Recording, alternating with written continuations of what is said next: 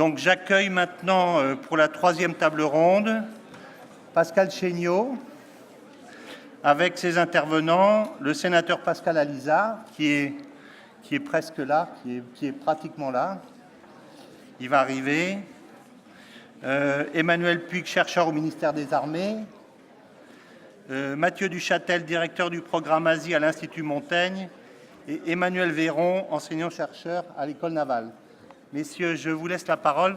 Je précise simplement que Pascal Chéniaud m'a demandé, il m'a trouvé que c'était très frustrant de ne pas permettre à ceux qui voulaient poser des questions de le faire. Donc il m'a demandé si on pouvait changer la règle et raccourcir donc sa table ronde sans augmenter le temps, un tout petit peu d'une dizaine de minutes pour pouvoir prendre quelques questions. Donc j'ai dit d'accord, évidemment. Voilà. Merci, cher François. Mon cher président, je voudrais saluer les amis, les camarades HEC, IHEDN, mesdames, messieurs, et dire toute mon admiration, mes remerciements aux anciens HEC et aux anciens IHEDN pour la qualité organisationnelle et pour nous donner le privilège d'intervenir cet après-midi devant vous.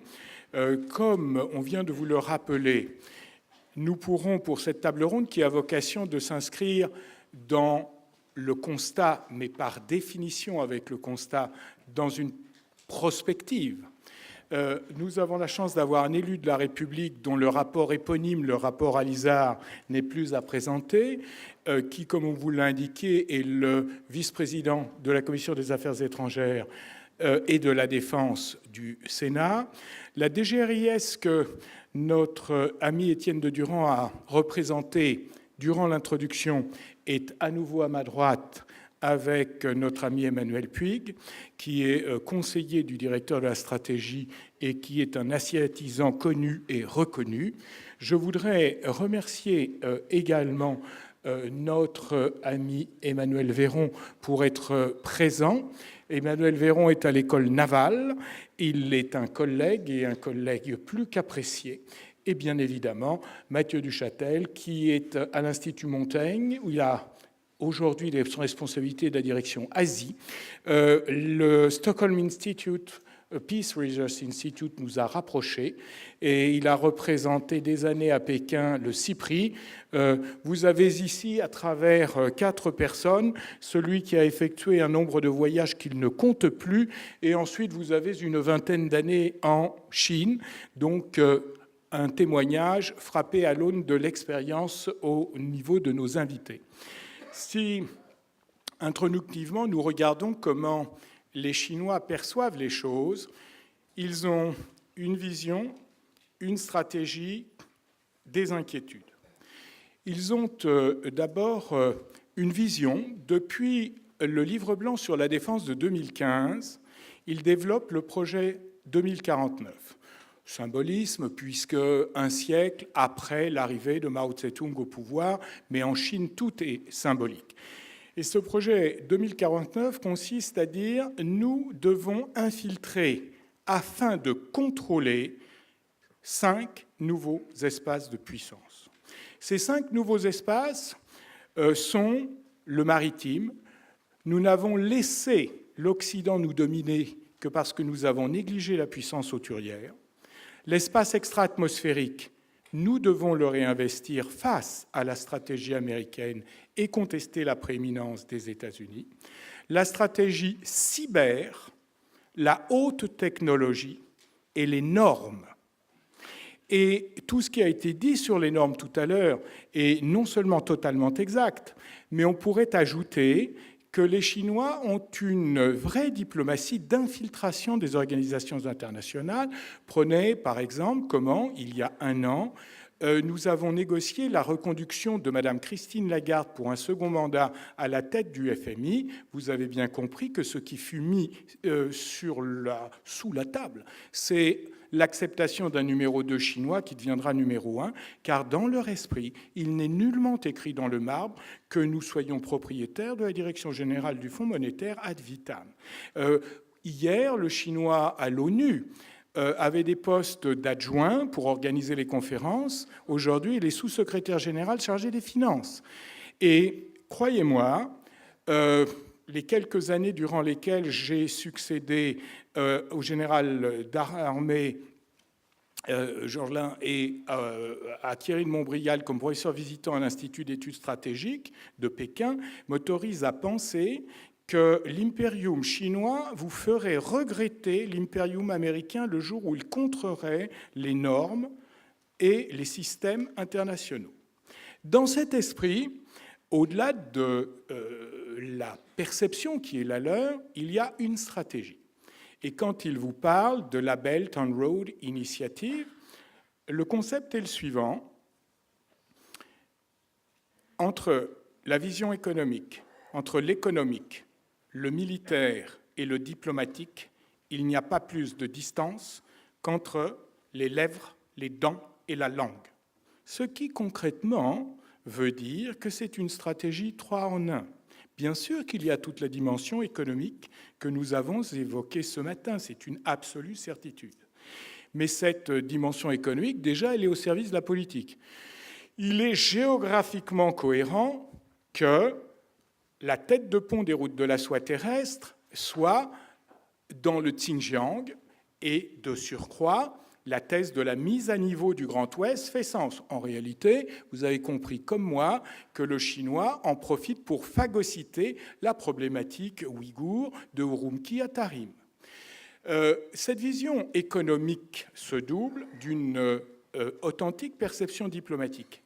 Si je crée des clientèles captives, concomitamment, je crée un clientélisme diplomatique. Et ainsi, nous passons du forum des routes de la soie, qui est une organisation molle, une fois à Pékin, une fois à Shanghai, au sommet des routes de la soie, qui sera complété par l'organisation des routes de la soie dans 2 sommets, avec un bâtiment à Shanghai, un secrétaire général, un budget dédié, et ainsi le chinois fabrique son Commonwealth. Il y a une logique. Ils ne pourront pas ne pas me soutenir dans les instances internationales dès lors qu'ils seront tributaires de moi dans la stratégie économique que je développe. Et enfin, sur le plan militaire, puisque le chinois se plaît à répéter que sa politique, c'est défense défensive, je ne suis pas un agresseur, comment dès lors justifier une projection militaire navale et terrestre? Eh bien, par le fait que j'ai des intérêts, je me dois de les protéger. Mais en fait, ce à quoi vous êtes affrontés, c'est à l'expansionnisme mondial d'une stratégie militaire chinoise. Ayant rappelé cela, ils sont également confrontés à des blocages. L'Américain ne se contente pas de faire une guerre de tranchées sur fond de rétorsion, représailles, sanctions, embargo. Non, non.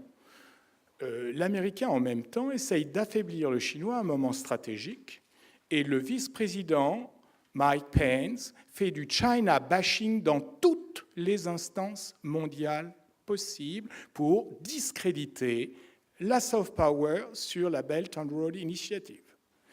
Enfin, Mike Pompeo est l'incarnation, s'il en était besoin, d'une vision qui est le talon d'Achille des routes de la soie chinoise sera l'Afrique.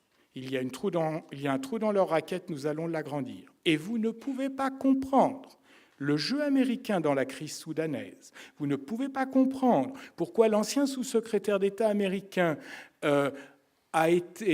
secrétaire d'État américain aux affaires africaines a été nommé ambassadeur à Addis Abeba, Union africaine, si vous n'avez pas à l'esprit le fait que l'Afrique de l'Est est la porte d'entrée, la priorité stratégique de Pékin, où l'Américain a commencé à lui tirer le tapis sous le pied et où nous allons être les arbitres de stratégies de containment sur des champs qui ne nous sont pas forcément éloignés, nous Français, confère l'Afrique. Ayant indiqué cela, vous avez aujourd'hui un grand jeu qui s'inscrit, qui est peut-être plus complexe que le piège de Thucydide, mais qui n'en est pas moins extrêmement passionnant comme bascule stratégique. Est-ce qu'il n'y a que les Américains? Non. l'Indien. Aujourd'hui, quelle est la marine du monde? J'ai échangé avec l'amiral Alain Oudot-Dainville il y a quelques instants pour être sûr de ne pas commettre d'erreur, et il me confirmait que c'était bien la marine indienne qui avait eu les budgets les plus élevés au cours des 2 années écoulées. Vous êtes marin d'État en Inde, c'est nos limites.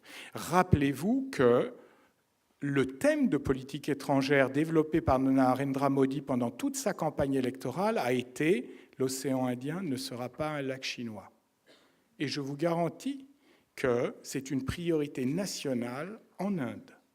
Si vous regardez la posture russe, c'est la posture de l'allié paradoxal.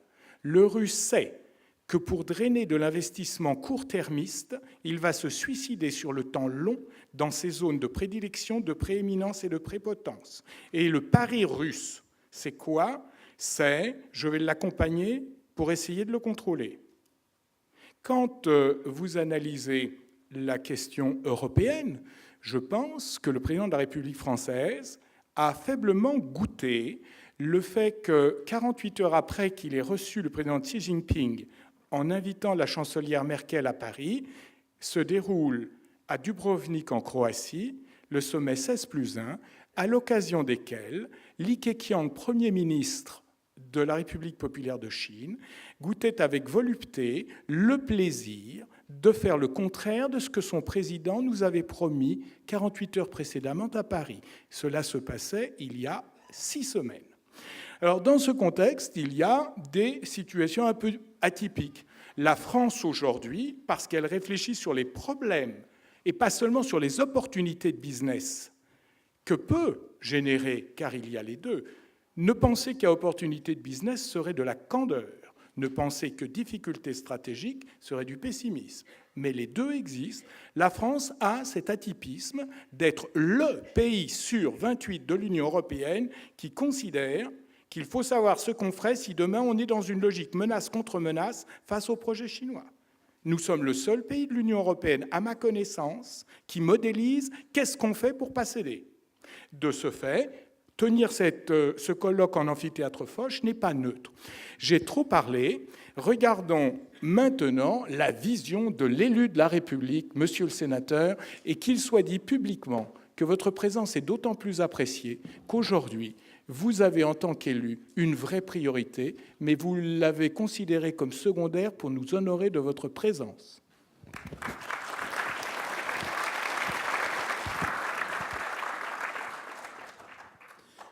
Bien, mesdames et messieurs, bonjour. Je voudrais tout d'abord vous dire le plaisir que j'ai de partager ce moment avec vous. Et effectivement, je m'étais engagé et j'ai tenu mon engagement. Je devais être à Cherbourg pour aller voir l'avancement des barracudas, mais c'est pas très loin de chez moi, j'y retournerai. Voilà. Donc effectivement, avec 3 collègues, nous avons produit un rapport sur la Belt and Road Initiative qui a été rendu public au mois de juillet dernier. Et ce rapport, avant de vous en parler un petit peu, vous dire comment il est apparu. Tout simplement, bon, j'ai pas toujours été élu et j'ai fait une carrière dans l'industrie de l'équipement automobile, dont une partie à l'international, et j'ai eu la chance de pouvoir aller travailler en Chine et de pouvoir implanter un site en Chine, pas tout seul, à l'intérieur d'un groupe, et de me confronter à un certain nombre de sujets. C'était il y a quelques années, et ça m'avait absolument passionné. Et quand je suis arrivé au Sénat, j'ai été un peu étonné de constater que finalement, le sujet de nos relations avec la Chine et l'OBOR, c'était pas encore la Belt and Road Initiative, et était finalement peu travaillé et peu regardé. Donc j'ai demandé au président de la Commission des Affaires étrangères de l'époque, qui est Jean-Pierre Raffarin, un homme qui connaît bien ces sujets-là, de pouvoir travailler sur ce sujet, et c'est lui qui m'a donné, en quelque sorte, la possibilité de faire ce rapport. Et puis, deuxième élément, quand je suis arrivé au Sénat, on m'a confié la responsabilité du groupe d'amitié France-Pakistan. Bon, ça peut paraître anecdotique et je vais vous parler un peu du Pakistan. Ça me fait d'autant plus plaisir qu'en fait, j'en ai pas entendu parler jusqu'à présent. Donc, ça va donner une autre lecture aussi du point de vue géographique sur cette problématique de la Belt and Road Initiative. Et dans le cadre de ces fonctions de président du groupe, j'ai fait 4 voyages au Pakistan. J'y étais il y a encore un mois. Et je me suis vite rendu compte que la politique chinoise y prenait une place extrêmement forte, puisque c'est le pays au monde où les engagements chinois sur la Belt and Road Initiative est le plus fort, avec des engagements de l'ordre de 50 à 60 milliards de dollars. Donc on est sur des montants extrêmement significatifs. Et là, je ne détaillerai pas, mais en fait, l'objectif de cet accord pour la Chine, c'est de réduire leur risque de vulnérabilité, ça a été dit en tout début de colloque, je ne vais pas le redévelopper, mais sur le détroit de Taïwan et sur le détroit de Malacca. C'est aussi la possibilité de sortir les marchandises qui vont être produites sur les provinces de l'Est. Et là, on a une vraie dimension de politique intérieure, j'y reviendrai ensuite, de les faire descendre par ce corridor pakistanais et de les acheminer jusqu'à la mer d'Arabie sur le port de Gwadar où j'ai d'ailleurs pu me rendre à 2 reprises. J'y suis allé il y a un peu moins d'un mois et 5 jours après, l'hôtel où je séjournais était d'ailleurs pris d'assaut par des commandos d'indépendantistes baloutches. Donc là, il y a aussi des problématiques de sécurité.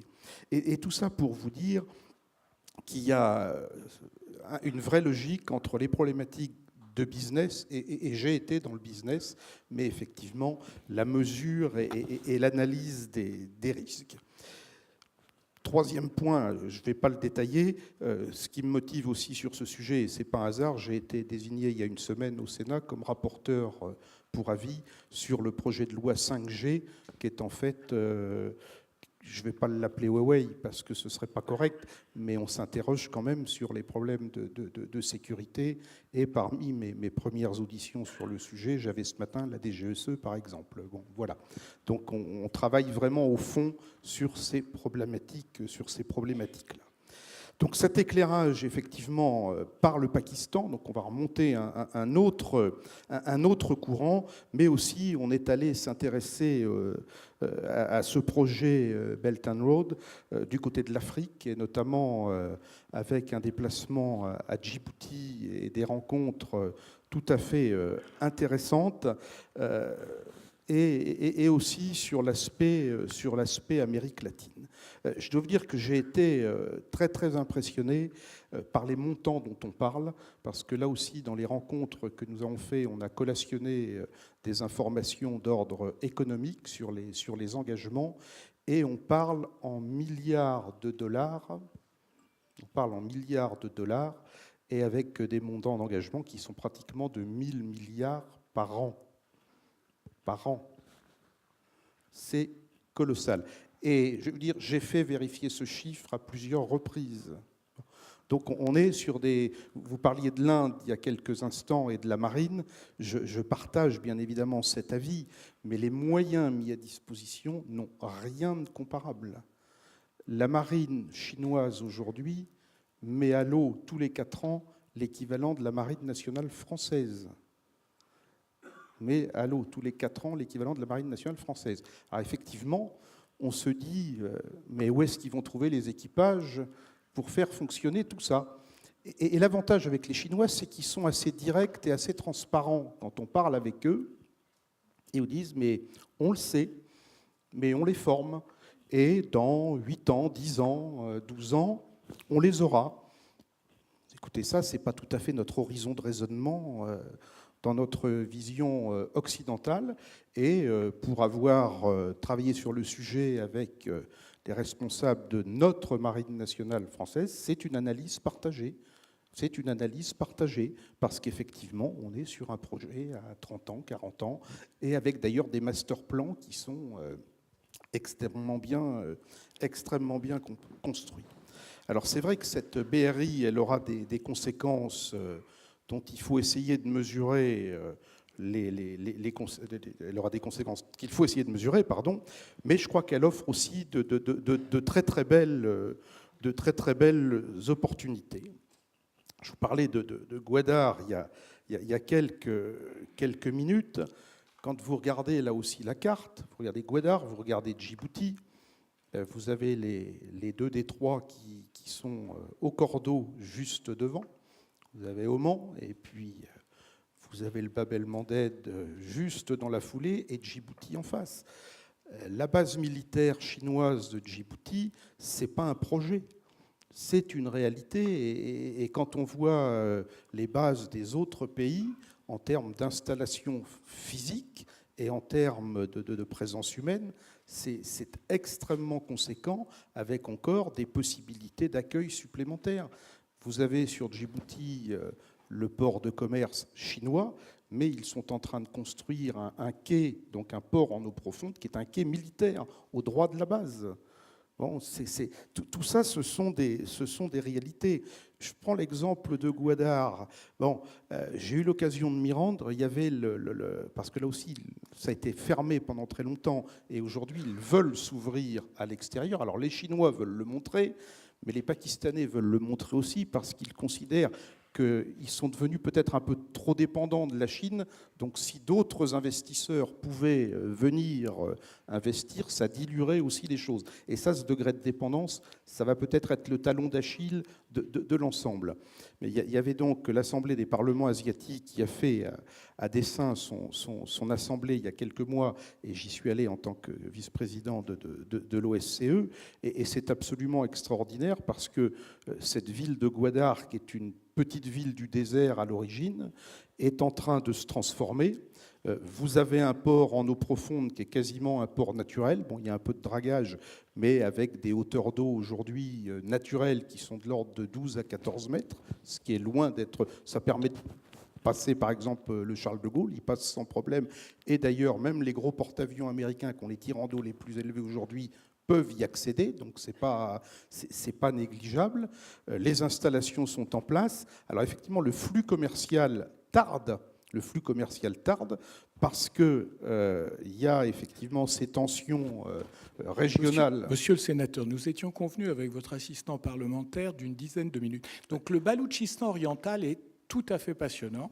Et d'ailleurs, nous n'ignorons pas que le gazoduc Iran Gwadar va encore rendre plus important tout cela, juste pour que le contrat moral soit respecté. Soit tenu. Moi, on m'avait dit 20 minutes, mais si c'est 10, c'est 10. Votre assistant parlementaire a trahi ma pensée par courtoisie à votre endroit. Probablement, puis parce qu'il sait que je suis bavard, donc il n'a pas voulu me contraindre.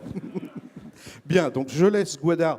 Mais ces problèmes de sécurité, alors je vais globaliser, ces problèmes de sécurité, le long des investissements chinois est devenu pour eux un vrai sujet, et ça va le devenir ailleurs. Ça, c'est incontestable. Sur la partie de Djibouti, vous en parliez il y a quelques instants, il y a un élément qui est intéressant, c'est qu'effectivement, les Américains, bien évidemment, sont à la manœuvre, et en capacité d'influence de la France, et là aussi c'est un élément intéressant par rapport à nos stratégies, on va se retrouver assez souvent en position d'arbitre, c'est-à-dire qu'on est sollicité. Ça, je peux vous le confirmer. J'ai eu des échanges avec les autorités djiboutiennes et les autorités diplomatiques françaises, et effectivement, cela converge. Et à partir du moment où on n'est pas, nous, en situation de mettre, en termes de ressources humaines, la même masse que les autres, cette situation mérite quand même d'être utilisée. J'ai l'impression que j'ai mangé mes 10 minutes. Largement. Mais, monsieur le sénateur, votre présence nous honore d'une façon telle arrêtez. Que nous ferons comme si nous ne l'avions pas remarqué pour encore 5 minutes. Alors, je prends les 5 minutes suivantes. Pour vous dire 2 mots sur ce qui s'est passé il y a moins d'un mois en Chine. J'ai là avec moi, je l'ai récupéré hier, le discours du président chinois lors de la cérémonie d'ouverture du forum sur ceinture des routes. C'était le 26 avril dernier. Et le titre ne peut pas ne pas nous intéresser, Ensemble pour un avenir radieux de la coopération dans le cadre de l'initiative La ceinture et la route. Donc vous voyez, c'est effectivement très bien. Mais ce qui est très intéressant dans ce rapport, c'est que tout est dit. Tout est dit. Et en fait, on ne pourra pas dire, nous, dans 1 an, 2 ans, 3 ans, qu'on ne savait pas. Et ça, si on n'intègre pas dans nos réflexions et dans nos stratégies que finalement nos amis chinois fonctionnent aussi comme ça, avec des horizons de temps qui ne sont pas les nôtres, mais fonctionnent aussi comme ça, on va passer à côté du sujet. Et là, l'effort que nous avons à faire les uns et les autres, c'est d'abord un effort culturel, je crois. C'est d'abord un effort culturel.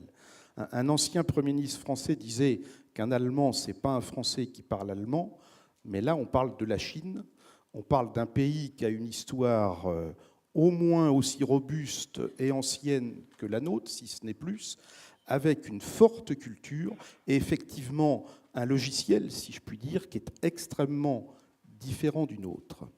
Et nous, dans les travaux, et là je vais conclure là-dessus, dans les travaux que nous avons menés, puisque finalement le rapport est en ligne, j'en ai amené quelques exemplaires, on a fait quelques préconisations.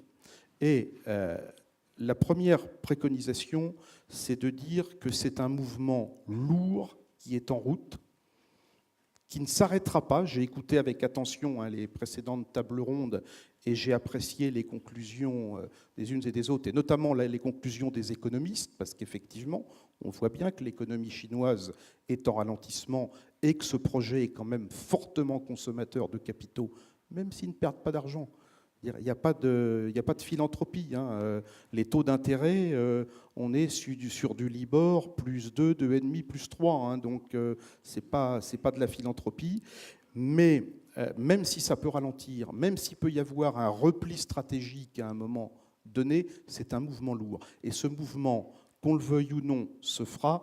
Et nous, la conclusion de notre rapport, c'est de dire qu'il vaut mieux être dedans que dehors. Donc, premier élément, on serait plutôt favorable à ce qu'il y ait une convention entre la France et la Chine. Alors, peut-être pas la même qu'entre la France et d'autres pays. On a quand même été le premier pays à reconnaître la République populaire de Chine, mais aussi revenir sur une politique étrangère française d'équilibre et une capacité à pouvoir discuter avec l'ensemble des pays. Et dire ça, ce n'est pas faire injure à notre allié américain, mais c'est quand même aussi réaffirmer une certaine indépendance française. Ça, c'est sur l'aspect national. Et deuxième point sur l'aspect européen, et j'arrêterai là-dessus, on souhaiterait aussi que la France soit moteur au niveau de l'Union européenne et si possible avec nos voisins allemands pour qu'on sorte, et vous l'avez rappelé à juste titre tout à l'heure, de ce format 16+1 qui est devenu d'ailleurs 17+1 avec la signature de l'Italie, où finalement, et là aussi on a qualifié en fait ces conventions, on sort du multilatéralisme, on les a qualifiées de bilatéralisme de masse, mais qui en fait ont un effet destructeur pour l'Union européenne. Et là, s'il n'y a pas une vraie volonté politique, il faut qu'il y ait quelques États qui prennent ça en main, parce que c'est la stratégie des Chinois, mais c'est aussi la stratégie des Américains. Affaiblir l'Europe, c'est pas nouveau quand même. C'est pas nouveau. Voilà. Donc les préconisations sont là.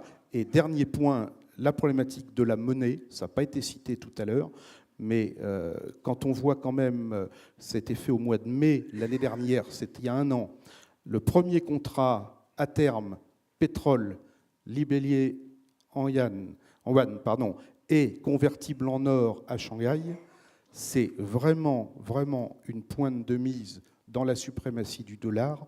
Et n'oubliez pas la loi qui dit que la mauvaise monnaie chasse la bonne. Aujourd'hui, on pourrait penser, la loi de Gresham, on pourrait penser que la mauvaise monnaie, c'est le renminbi, la bonne monnaie, c'est le dollar, mais c'est vieux comme le monde. Et c'est aussi vrai que le piège dont on a parlé au début.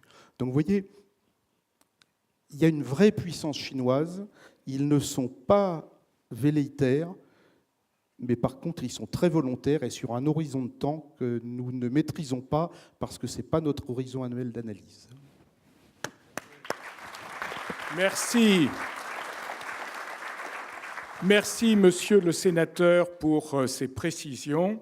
Ne pensez pas pour autant que le Loan for Oil, que PGD Or, se généralise. Pour l'instant, on n'a qu'Angola, Venezuela, mais la suite nous le dira. nous le dira. Mais nous ne sommes pas ici pour parler de cela. Nous avons maintenant à réfléchir à la stratégie. Emmanuel, merci de votre présence. Je rappelle donc que vous êtes Monsieur Azy à la DGRIS. La DGRIS étant l'ancienne DAS, mais portée au niveau d'une direction générale, dire l'importance qu'elle revêt au ministère des Armées. Après, quand je passerai la parole à Mathieu, ce sera pour qu'il nous exemplarise sur les questions des bases et des projections. Et enfin, dans cette vision stratégique, grâce à notre second Emmanuel, nous pourrons nous poser la question du naval à l'intérieur de ce système. Donc, 3 regards stratégiques à vocation complémentaire. Cher Emmanuel, je te passe la parole. Merci beaucoup. Merci, je suis absolument ravi d'être avec vous cet après-midi. Comme vient de le dire Pascal Chéniaud, et je pense qu'à ce stade de la journée, vous commencez à comprendre que l'initiative One Belt, One Road ou Belt and Road Initiative constitue un des projets infrastructurels les plus ambitieux de notre époque. Par sa portée et son ampleur économique potentielle, et effectivement la manière que l'on a d'apprécier la qualité du projet et ses conséquences varie en fonction notamment de votre secteur d'activité. Et moi, mon secteur d'activité m'incite un petit peu plus au pessimisme qu'à l'optimisme. Tout d'abord, la nécessité de la prise en compte de la BRI et des changements induits par la BRI nécessite pour nous, au ministère des Armées, d'aller un petit peu plus loin que toute cette réactivation des échanges historiques, de partage de richesses, d'intégration des peuples, etc. Et de regarder aussi froidement, je dirais même chirurgicalement, la nature intrinsèque du projet, qui est quand même avant tout le produit d'un régime autoritaire qui aspire aujourd'hui, en étant sans doute le plus puissant ou l'un des plus puissants au monde, à réécrire l'histoire et à réinventer son influence sur la scène internationale. De fait, loin de ne répondre qu'à une ambition nationale légitime, une visée commerciale globale, Belt and Road est articulé sur une approche combinée, les Chinois parlent d'approche holistique, qui met en œuvre des moyens économiques, diplomatiques, informationnels, culturels et militaires, afin de contribuer à développer l'ensemble de leurs capacités. Mais aussi et surtout, et c'est en ça que moi le projet m'intéresse, il y a au cœur de la BRI une réflexion stratégique et militaire qui est née entre le milieu et la fin des années 90 et qui a innervé la conception du projet.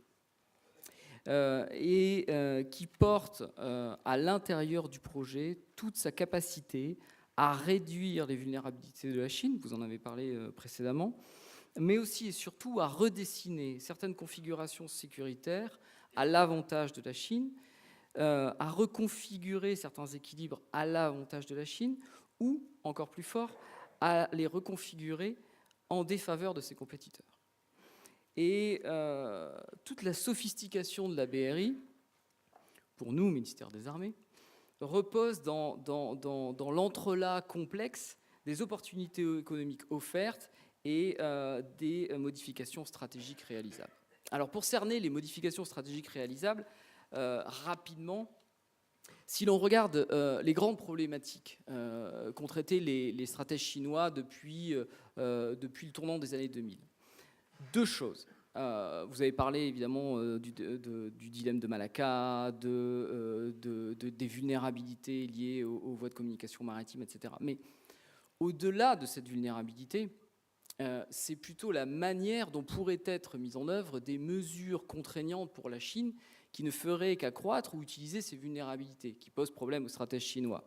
Et il existe deux enjeux majeurs pour les stratèges chinois, qui sont premièrement la possibilité de l'existence d'une coalition contre la Chine, et la deuxième, c'est la possibilité de la mise en œuvre d'un blocus qui porterait soit sur ces routes maritimes, soit sur d'éventuelles routes terrestres. Et donc on a au cœur de la réflexion sur la nécessité de développer, de dépasser Malacca, on a la volonté de réduire la possibilité de mise en œuvre de ces deux ces deux actions globales. Donc, dans la perspective de limiter la possibilité d'une coalition à son encontre, Pékin cherche à générer des alignements à sa faveur, que ce soit dans le golfe du Bengale, que ce soit dans l'océan Indien, évidemment en Europe, on vient de parler du 17 puissant.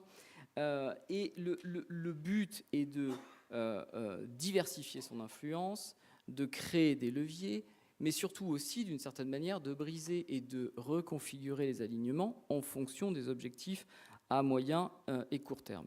Et le but, surtout, c'est qu'il soit difficile pour n'importe quel compétiteur stratégique de la Chine, que ce soit évidemment les États-Unis aujourd'hui, mais peut-être ailleurs et plus tard l'Inde, de générer des effets d'entraînement contre la Chine.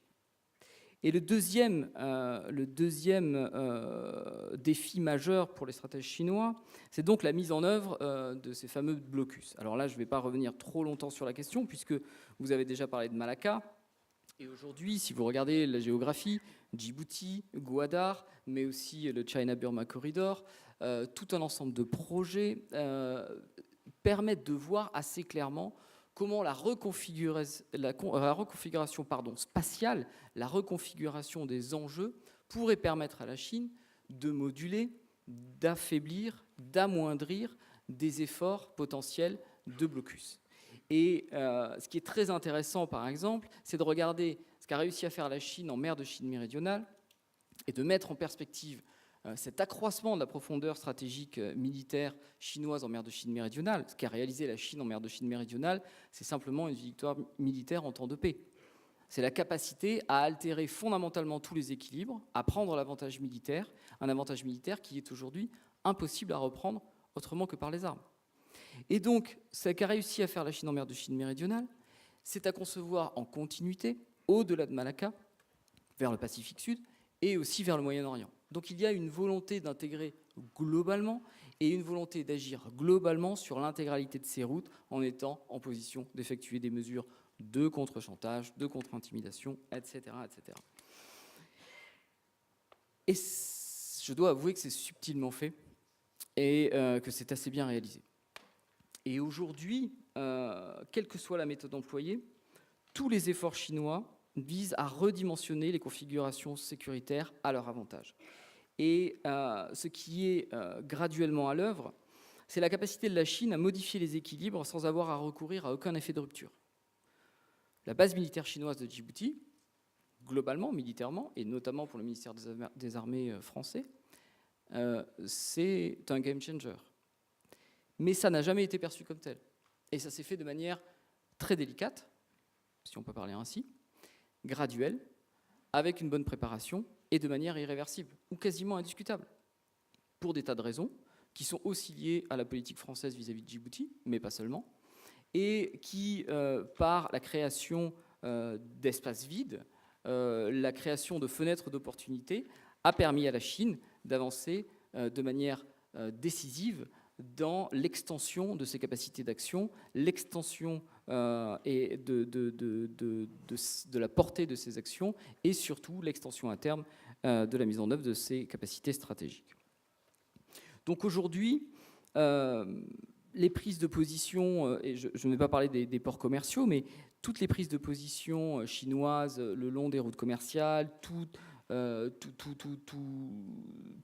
la mosaïque de prise de participation et le maillage économique et financier qui est effectué vise à graduellement redéfinir les espaces de prise de position et redéfinir, les alliances, les alignements. Et j'en terminerai sur ce point. Quand on voit la manière dont la Chine développe à la fois ses leviers et son influence, aujourd'hui elle le fait, et elle le fait désormais à proximité ou en interaction directe avec soit nos DROMCOM, soit à proximité des bases où opèrent nos troupes avancées. Et donc, comme le soulignait le sénateur Alizard, à court et moyen terme, la mise en œuvre de la BRI, sa réalisation effective, pleine, va avoir des répercussions directes sur les intérêts de sécurité français, européens, sur la nature des espaces opérationnels pour le ministère des Armées et sur les effets de contrainte potentiels qui pèseront sur nos troupes et sur la nature même que nous aurons, la capacité même, pardon, que nous aurons à effectuer certaines actions.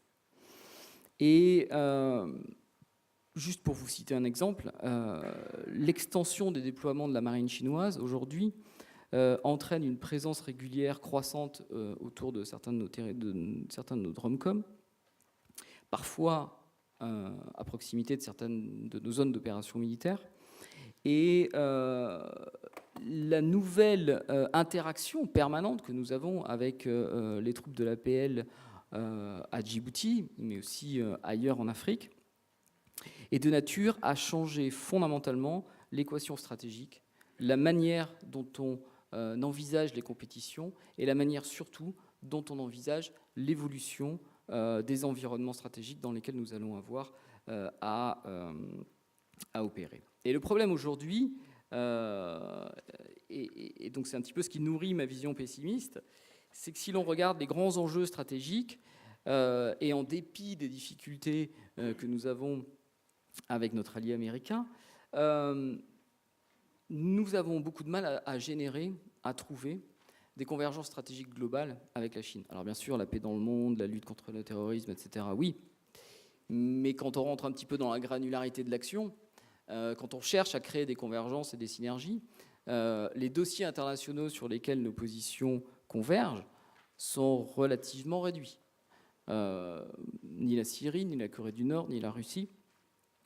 Sans doute pas la Libye, pas l'Inde, pas le Pakistan, etc. etc. Donc, d'une certaine manière, toute la nécessité aujourd'hui de l'appréhension globale de la stratégie chinoise, c'est de voir quels sont les espaces d'interaction, de voir la nature des interactions qui émergent et de voir comment la structuration de l'espace stratégique, la structuration globale et surtout l'aspect dimensionnant de la compétition stratégique sino-américaine qui va s'intensifier au cours des décennies à venir, quelle que soit l'administration américaine au pouvoir, va avoir une répercussion sur la France et va surtout avoir une répercussion sur nos espaces de positionnement. Donc dans le contexte de cette compétition sino-américaine plus marquée, plus structurante, il est nécessaire pour nous d'appréhender un petit peu la BRI pour ce qu'elle est et non pour ce que l'on aimerait qu'elle soit.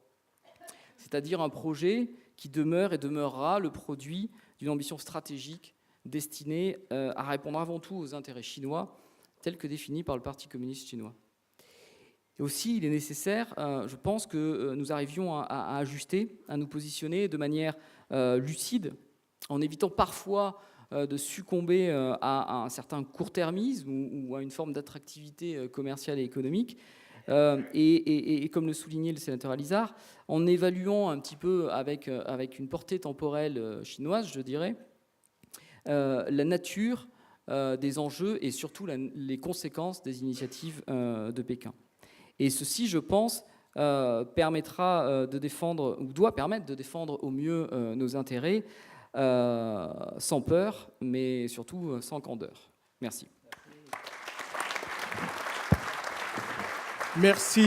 Merci beaucoup, cher Emmanuel, cher Monsieur Puig. À titre personnel, je me rends compte que quand, il y a une dizaine d'années, les Chinois me faisaient visiter sur l'île de Hainan l'endroit où ils formaient les futures unités de l'armée populaire de libération destinées à servir dans les OMP, les opérations de maintien de la paix de l'ONU, je me disais on avait le temps. Aujourd'hui, en Centrafrique, tout le monde emblématise sur les instructeurs russes. Mais on a un peu tendance à oublier qu'en Centrafrique, vous avez des unités chinoises paracommando sur Nord-Bangui. Et les Chinois donnent raison à Sun Tzu, quand j'ai des intérêts, je sécurise mes intérêts. Donc, nous ne pouvons pas dissocier l'opportunité économique de la mutation stratégique. Alors, il redécouvre, il relit Sun Tzu, ça c'est pas nouveau, mais il découvre l'amiral Mahan. Donc, là-dessus, mon cher Mathieu, je te passe la parole. Merci beaucoup. C'est bon ? Merci beaucoup et j'accepte avec plaisir le défi qui m'a été lancé par les organisateurs de faire une présentation un petit peu prospective sur ce que peuvent être les implications de la route de la soie en matière de posture de la Chine sur les questions de sécurité internationale. Et j'ai choisi de structurer cette réflexion autour de 2 questions pour les, disons, 10 prochaines années. On a beaucoup parlé de Djibouti, on en a parlé avec justesse comme une rupture dans la politique de sécurité chinoise. Il faut bien prendre la mesure du fait que ne pas avoir de base à l'étranger était un marqueur de l'identité stratégique de la Chine jusqu'à Djibouti, qui la distinguait des États-Unis et d'autres puissances militaires avec des présences permanentes à l'étranger. La question étant, après Djibouti, quelles seront les prochaines bases chinoises ? Deuxième question prospective, on a beaucoup parlé, Pascal Chéniaud l'a mentionné, des intérêts à l'étranger.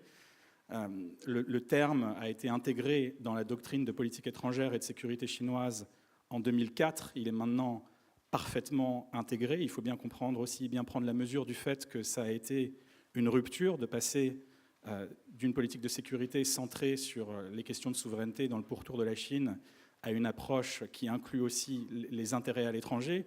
On est maintenant en plein dedans. Vous vous rappelez qu'en 2011, la Chine a conduit une évacuation de 36 000 ressortissants de Libye qui impliquait sa marine et ses forces aériennes.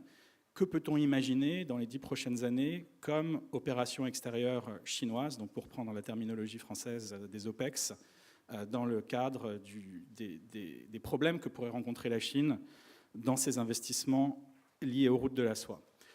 Pour commencer par la question des bases, je crois qu'il faut bien voir que le cas de Djibouti, si on veut faire de Djibouti un modèle, il faut rappeler quelques éléments caractéristiques de Djibouti. D'abord que 3 missions officielles ont été assignées à Djibouti. La première, c'est d'offrir un soutien logistique à la présence navale chinoise dans le golfe d'Aden pour participer aux opérations de lutte contre la piraterie. C'est bien le cas. Djibouti va servir à ça une fois que la partie navale de la base sera terminée. Djibouti a été annoncé comme une base qui pourrait servir à soutenir des opérations d'assistance humanitaire et de disaster relief. La Chine a envoyé en 2016 son bateau hôpital à Djibouti lors de sa tournée annuelle qui lui a fait traverser l'Afrique cette année-là. Donc elle le fait aussi. Et la 3e mission officielle de Djibouti, c'est d'offrir un soutien logistique, d'être un pivot pour les déploiements des casques bleus chinois dans les opérations de maintien de la paix de l'ONU, où aujourd'hui la Chine a, en avril 2019, 2500 soldats en opération. Donc les 3 missions officielles qui ont été assignées à Djibouti sont des missions que l'armée populaire de libération mène ou conduira avec certitude et qui sont légitimes et expliquées et transparentes. Deuxième point, il faut voir que la Chine a fait le choix de Djibouti pour son soutien logistique. Elle a fait le choix d'un endroit qui était déjà qui contenait déjà des bases d'autres pays. Elle aurait pu choisir de s'installer à Oman et d'être tranquillement seule dans un pays où elle aurait été plus loin du regard des autres. Elle a fait un choix qui permettait de développer un narratif qui rendait sa présence à Djibouti beaucoup plus facilement acceptable pour la communauté internationale. Ceci étant dit, il y a 2 choses dans le modèle djiboutien ou dans le cas de Djibouti qui vont un petit peu au-delà de ces éléments que j'ai mentionnés. D'abord, la taille de cette base. On est très certainement dans une base qui peut accueillir bien plus que ce que la base française à Djibouti contient aujourd'hui. On parle parfois, avec les éléments qui sont souterrains, d'une possibilité d'accueil de 10 000 personnes. On n'en est pas là aujourd'hui. Deuxième élément d'intérêt, le fait que la Chine y déploie son infanterie de marine, qui est aujourd'hui l'un des aspects de la marine qu'elle développe avec le plus d'intensité et d'effort. Troisième point, le fait que dans toutes les têtes, ou en tout cas dans toutes les discussions qu'on peut avoir avec la communauté stratégique chinoise sur Djibouti, les 3 missions que j'ai citées sont bien sûr présentes, mais on est complètement dans une logique de défense des intérêts de la Chine à l'étranger. Djibouti a servi de point de pivot à l'évacuation des ressortissants chinois et d'autres ressortissants étrangers lors de l'opération qui a eu lieu au Yémen en 2015. Djibouti pourrait au moins servir à des opérations d'évacuation à l'avenir. On est donc dans un modèle qui est conçu pour être plus facilement acceptable et avec des éléments de légitimation qui sont très forts, mais qui est aussi lié à des intérêts qui sont purement des intérêts nationaux chinois.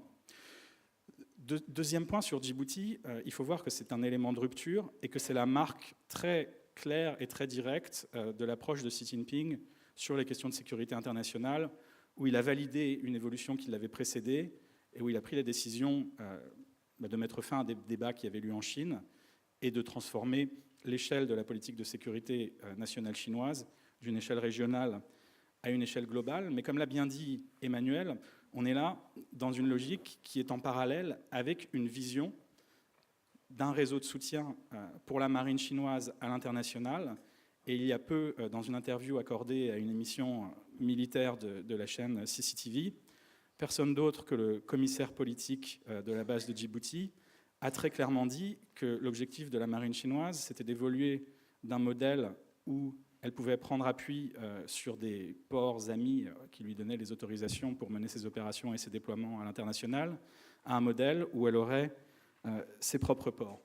Ce qui n'a pas été mentionné jusqu'à présent et qui mérite une intention, même si c'est plus loin de nous, c'est le fait que depuis sans doute 2016, peut-être 2015, la Chine a aussi une présence militaire permanente au Tadjikistan, qui est très limitée, qui a été photographiée, qui a été documentée, dont la Chine ne parle pas, qui lui permet de soutenir sans doute sa présence dans le corridor de Wakhan en Afghanistan, qui fait frontière avec la Chine, et qu'on est donc déjà dans une situation où la Chine a, je ne dirais pas une deuxième base, mais une deuxième présence permanente à l'étranger, au-delà de ses frontières, pour protéger ses intérêts de sécurité. Quels sont les scénarios qui pourraient amener la Chine à choisir de construire une nouvelle base? On a beaucoup de rumeurs qui tournent autour des ports dans lesquels la Chine a des investissements ou les ports qu'elle construit. On parle beaucoup de Gwadar, on a parlé de Jiwani. On n'a pas parlé de Jiwani, mais juste à côté de Gwadar, on en parle aujourd'hui comme un lieu où la Chine pourrait construire une base navale pour avoir une présence à côté du détroit d'Ormuz. On a parlé l'année dernière de Vanuatu, on entend parfois parler de Sihanoukville, on a beaucoup parlé de Hambantota au Sri Lanka. On a parlé au début, quand la Chine a lancé son investissement dans le port de Kyokyu au Myanmar, de Kyokyu comme base navale. Quand on creuse chacun de ces cas, on voit bien que l'intention chinoise de transformer ces investissements commerciaux en base navale n'est pas évidente. Je pense qu'il y a une décorrélation qui est là, qui n'engage personne et qui n'engage à rien pour l'avenir, mais ce n'est pas là qu'il faut rechercher. Je pense que là où il faut regarder pour penser ce que seront les prochaines bases navales chinoises, c'est en reprenant les éléments caractéristiques de Djibouti, c'est sur les événements, c'est sur les crises et c'est sur la question de la légitimation des actions chinoises aux yeux de la communauté internationale. Si on a à l'avenir une crise qui implique des ressortissants chinois à l'étranger d'une intensité qui soit suffisante pour justifier aux yeux de la communauté internationale un déploiement permanent, on peut tout à fait imaginer que la Chine, pour des raisons qu'elle présentera et qui seront en partie pratiques et logistiques, pourra franchir le cap aujourd'hui, puisque la doctrine a déjà changé. On peut aussi tout à fait imaginer un deuxième scénario qui serait un scénario de crise internationale qui n'implique pas directement la sécurité des ressortissants chinois, mais qui a une dimension sécuritaire pour la Chine dans un pays qui reçoit par exemple des investissements chinois, et qui amène à une action internationale qui devient une porte d'entrée pour la Chine pour construire sa prochaine base. Et enfin, et je terminerai là-dessus sur les bases, on peut penser la question de manière complètement différente, au-delà de la logique de la protection des ressortissants ou des investissements à l'étranger, dans une logique purement géopolitique, qui n'est pas celle de la Chine aujourd'hui, parce que si la Chine était dans une logique purement géopolitique d'affrontement avec les États-Unis, au-delà des questions commerciales, au-delà des questions technologiques, au-delà des points chauds en Asie, sur une compétition en matière de sécurité internationale impliquant très fortement sa marine, elle pourrait choisir Gwadar ou elle pourrait choisir Vanuatu. Ce n'est pas le cas, mais si l'environnement international se dégrade pour la Chine au point qu'elle en arrive à cette décision, ce sera une décision avec un coût extrêmement fort pour elle. Deuxième grand volet de mon intervention, intervention extérieure ou pas d'intervention extérieure. Ma première observation sur ce sujet, c'est que je suis vraiment très frappé de constater combien le discours chinois sur cette question a évolué ou a radicalement changé en 5 ans. Alors, les stratèges aujourd'hui ne disent pas « il y aura intervention extérieure », mais il y a 5 ans, quand on posait la question d'une crise impliquant des ressortissants chinois, la réponse était « principe de non-intervention, on ne sera présent militairement qu'avec un mandat de l'ONU et qu'avec l'accord du pays en question ». Aujourd'hui, quand on pose la question aux mêmes personnes, la réponse qu'on a, c'est peut-être, pourquoi pas. L'option est là, l'option est sur la table. Et ce qui a changé pendant cette période de 5 ans, c'est que cette nouvelle posture de Xi Jinping a été digérée par la communauté stratégique, je dirais, que la réflexion s'est ajustée à cette nouvelle réalité, qu'il y a eu Djibouti, mais qu'il y a eu, en plus de Djibouti, la loi chinoise contre le terrorisme de 2015 et son fameux article 71 qui dit clairement que la Commission militaire centrale se réserve le droit d'envoyer en mission l'armée populaire de libération ou la police armée du peuple pour des opérations contre-terroristes, sans préciser lesquelles, donc pour se donner une option claire en cas d'attaque terroriste. Quel scénario peut-on imaginer? Ils sont tous liés, de mon point de vue, au terrorisme. On peut les classer par niveau d'intensité. La Chine, pour moi, a été chanceuse jusqu'à présent dans ses évacuations de ressortissants. La plupart ont été des évacuations conduites par des vols charters ou par des ferries qui ont été affrétés à l'occasion. La Libye et le Yémen étaient des situations plus complexes où elle a dû impliquer son armée. On peut tout à fait imaginer des scénarios encore plus compliqués où la Chine doit établir un périmètre de sécurité. Et on peut aussi facilement imaginer, et c'est beaucoup dans les sources chinoises, et en particulier du côté de la police armée du peuple et de sa réflexion sur l'avenir de ses forces spéciales, des extractions de ressortissants, alors là dans des opérations beaucoup plus ciblées, par exemple type libérer une ambassade ou des otages à valeur politique importante. La police armée du peuple s'y entraîne, la réflexion a lieu en Chine, et on peut aussi imaginer des scénarios d'engagement de la police armée du peuple ou de l'armée populaire de libération dans des cadres multilatéraux, en particulier en Asie centrale, via l'Organisation de coopération de Shanghai ou via le mécanisme de coordination quadrilatérale avec l'Afghanistan, le Pakistan et le Tadjikistan. Ce sont des scénarios qui sont tout à fait envisageables à l'avenir puisque le logiciel a changé. Je voudrais conclure, puisque je suis invité à le faire. Je dirais juste un mot de conclusion. Et je pense que cette conclusion fait tout à fait écho aux interventions précédentes.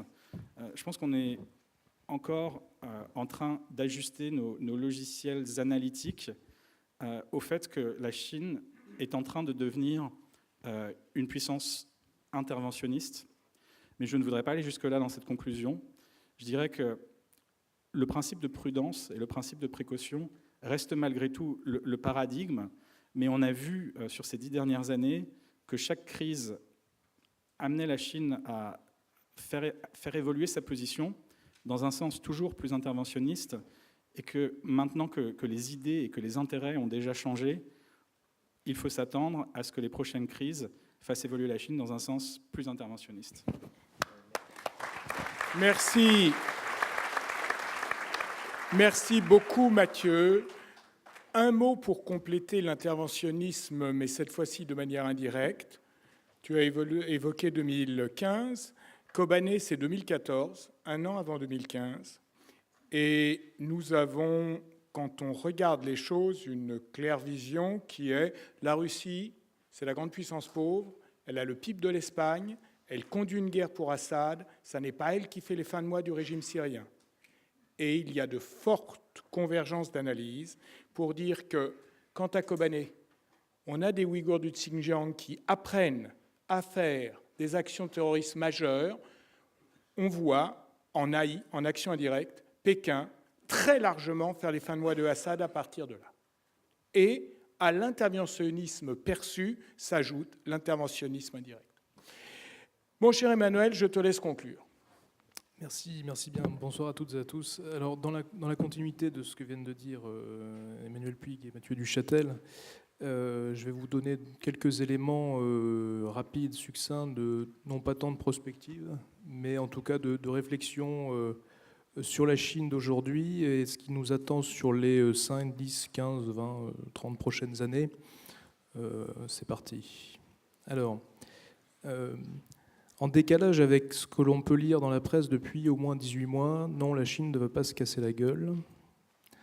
Et les chiffres de la marine que je vais rapidement évoquer tout de suite, enfin, oui, dans mon deuxième point, contredisent complètement tous les tabloïds, toute la guerre informationnelle, tous les regards, comment dirais-je, assez pessimistes, creux, vides, fatigués, qui concerne ce pays qui est effectivement une puissance quasi globale parfaite, et je vais revenir sur ce dernier point. Alors, rapidement, pour être un peu, comment dirais-je, académique, 3 points. Le premier point que je souhaiterais aborder avec vous ce soir dans la continuité des collègues et de monsieur le sénateur, c'est la question de la puissance maritime chinoise qui est fulgurante, qui est aujourd'hui évidente. Deuxième point, c'est des aspects sur le navalisme, la marine de guerre chinoise, en gros à quoi elle correspond et pourquoi faire. Et puis enfin de la, comment dirais-je, du Sun Tzu revisité, de la pratique culturelle, quelques éléments de réflexion sur la culture stratégique chinoise qui, pour moi, se complaît dans un système compliqué, qui en jouit même, le truc tordu, quoi. Alors, premier point, donc la puissance maritime, oui, c'est 18h20, la puissance maritime chinoise. Quelques éléments rapides. Premier élément, c'est depuis 30 ans, 40 ans, réellement, sur le papier, de manière discrète, confidentielle, tout ce que vous voulez, tout le spectre du truc qui alimente pas mal les séries télé, quoi. Une géostratégie portuaire qui est réfléchie, régionalisée, priorité Asie, Asie du Sud-Est, en corrélation, en écho avec ce qui se passe en mer de Chine méridionale, retisser du lien diplomatique, économique, commercial, de personne à personne, relationnel, politique, avec l'Asie du Sud-Est. Deuxième région stratégique, et je passe sur le nom des ports, des acquisitions, Sihanoukville, etc. Deuxième grande région stratégique, c'est la question de l'océan Indien, compliquée, voisin indien, voisin pakistanais, ça utile, question de l'Iran, etc., qui ouvrira sur la Méditerranée, l'Europe et l'Europe du Nord. Voilà à peu près pour les 3 grands pôles géographiques prioritaires de cette géostratégie portuaire d'acquisition dans lesquels on retrouve les différents éléments qui ont été évoqués en table ronde 1 et 2. Autre zone stratégique, c'est à partir de l'Asie du Sud-Est, l'ouverture sur le Pacifique Sud. On traverse l'océan Pacifique, immense, compliqué, et on arrive dans la région Amérique latine, les dernières zones stratégiques. Encore loin de la Chine, mais c'est bon à regarder de près pour les 5 à 10 prochaines années, en termes d'acquisition portuaire, en termes de grandes infrastructures, de diplomatie, comment dirais-je, étatique, d'État à État, en bilatéral. Deuxième élément, c'est la question de la puissance maritime et commerciale en tant que telle, et la formidable capacité de la Chine à construire des bateaux, à peu près tout type de bateaux, du brise-glace nucléaire aujourd'hui, c'est les derniers scoops. Donc on pense bien évidemment aux stratégies pôles, etc. On y reviendra à la fin de mon troisième point.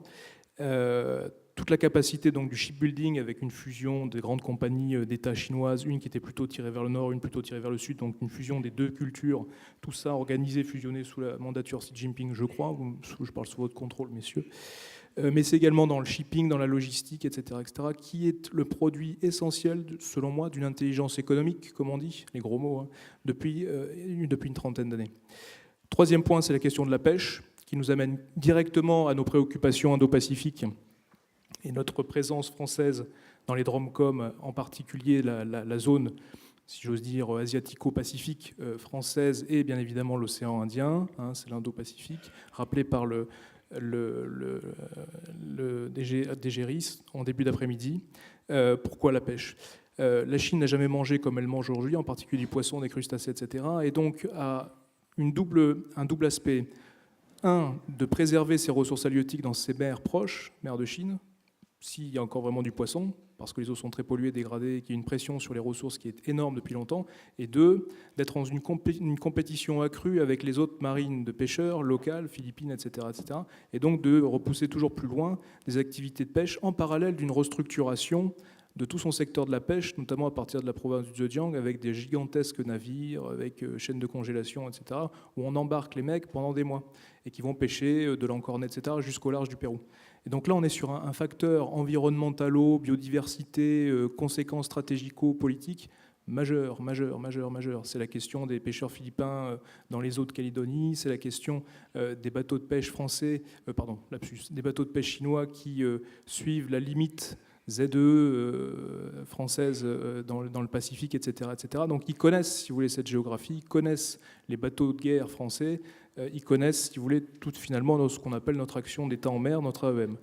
Quatrième point, et non des moindres, majeur, qui vient irriguer les 3 premiers points que je viens d'évoquer, en particulier les 2 premiers, c'est la question récemment et qui vient d'être accélérée de la recherche océanographique sous l'administration Xi Jinping, où on alloue d'énormes budgets, on y associe de manière très fine l'armée, en particulier la composante marine, et là on a quoi comme type de secteur? L'aquaculture, le numérique, biotechnologie, ça va jusqu'à des prospectives sur de la prospection d'extraction de minerais, même si c'est coûteux, compliqué, etc., de dessalement, etc., etc., jusqu'à avoir des bateaux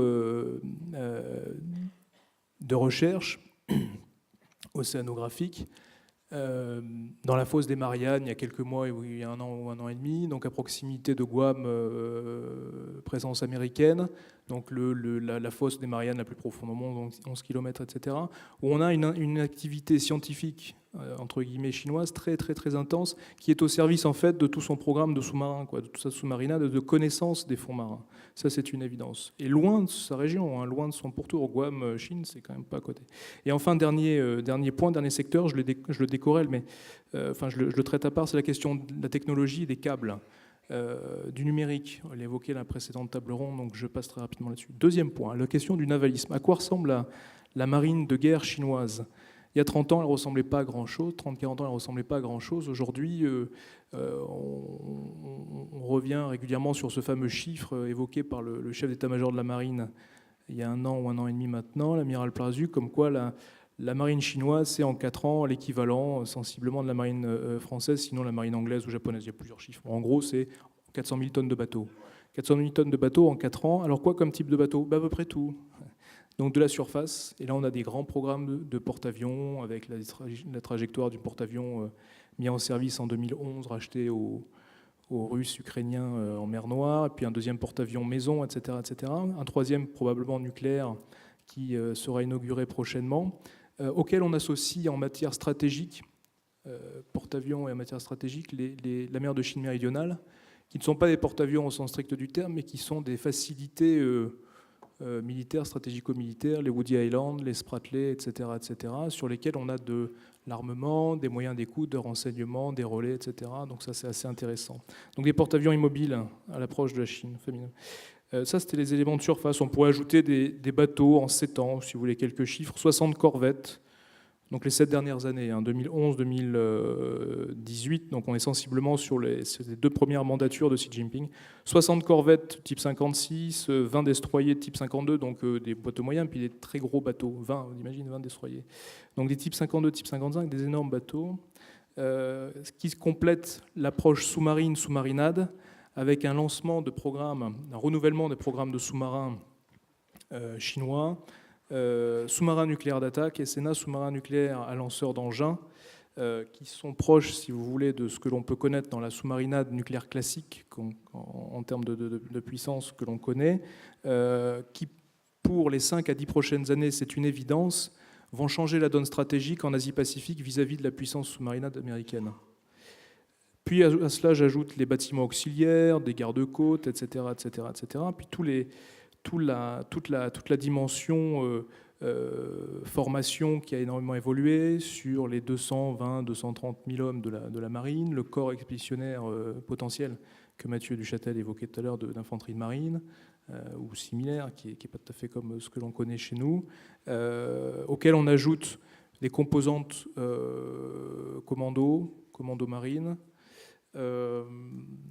Et enfin, pour finir sur cet aspect de navalisme, 2 questions essentielles que l'on peut observer sur les 5 à 10 dernières années qui, là aussi, marquent une évolution sensible de la Chine dans les relations internationales. C'est sa diplomatie navale, avec une large partie des pays d'Asie sud-sud-est jusqu'en Afrique, voire en ouvrant sur l'Europe, en écho les 70 ans de la marine chinoise après la mi-avril, donc il y a 1 mois, à Qingdao, ce qui avait été rappelé tout à l'heure dans l'après-midi. Donc diplomatie navale, recherche de l'information, échange entre officiers, réflexion stratégique sur ce que sera la marine en termes diplomatiques, la marine chinoise en termes diplomatiques, à horizon 2025, à horizon 2030. Se complète à cela un formidable soutien à l'export. Et à terme, une Chine qui sera en capacité, en termes BITD, à vendre de l'armement, d'autant plus qu'elle ne le fait déjà, avec une large partie de pays d'Asie du Sud-Est, du Sud, d'Afrique ou d'autres. Et enfin, troisième et dernier point, c'est la question de la culture stratégique chinoise, particulière du Sun Tzu façon contemporain, qui est adaptée en fait au système international compliqué et qui quelque part s'en nourrit. Quelques éléments par rapport à cette idée de culture stratégique qui se complète dans un système difficile, compliqué. C'est la question de la sécurisation du bandeau maritime aux approches de la Chine.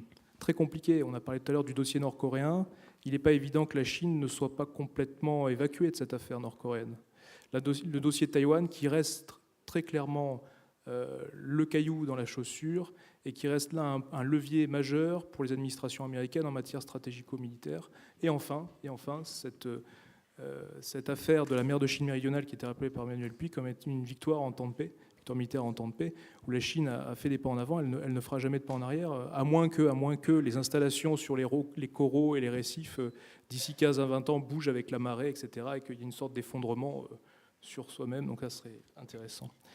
Je pense en matière stratégique à d'autres sujets qui dépassent largement qui complètent les modernisations de la marine et les activités navales. C'est ce qui, comment dirais-je, alimente énormément les réflexions stratégico-militaires américaines depuis quelques mois concernant un axe Moscou-Pékin, une complémentarité stratégique, une complémentarité militaire, une complémentarité politique dans les instances internationales. Et on le retrouve bien évidemment en matière navale, en termes de manœuvres, d'exercices, d'échanges, de formation, y compris pour la sous-marinade chinoise.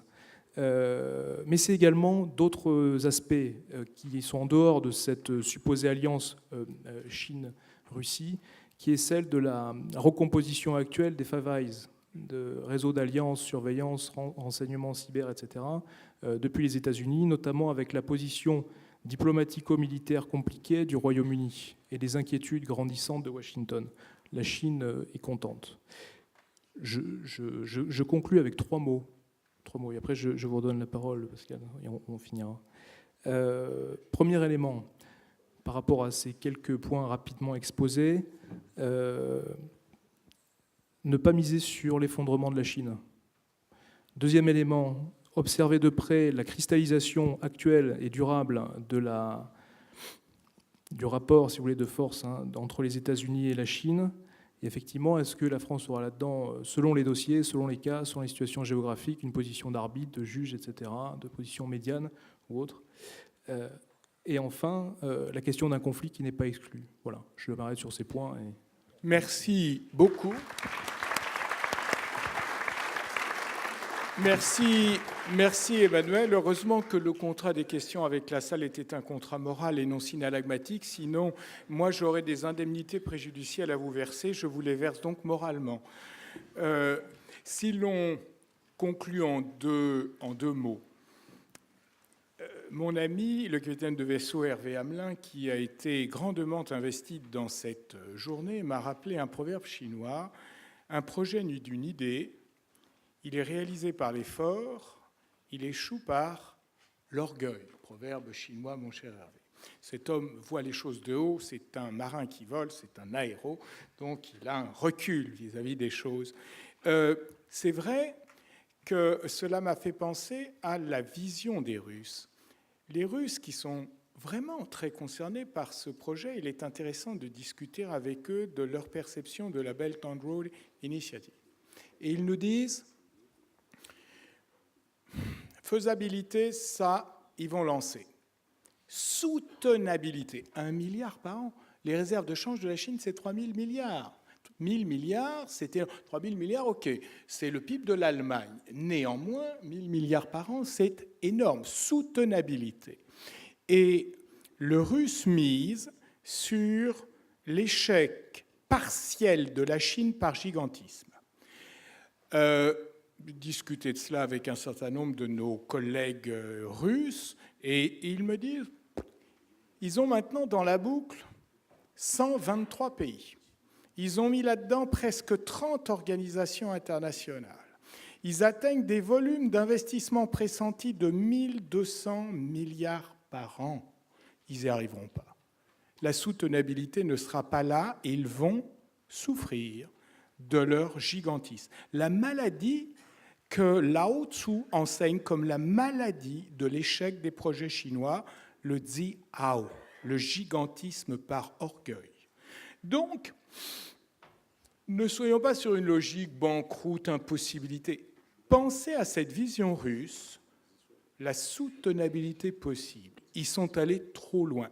Et puisqu'on a beaucoup parlé de Djibouti, vous savez, Djibouti se souvient que la France existe quand Dubaï lui fait un procès que le Chinois ne le paye pas. Ah non, mais j'ai rien contre la famille Ismaïl Omar Nguélé, son fils a été mon élève, donc forcément j'ai de la sympathie pour. Mais enfin, vous savez, il y a un autre facteur qui peut s'appeler la déception. Vous êtes au Kempinski à Djibouti, c'est quoi la grande blague aujourd'hui?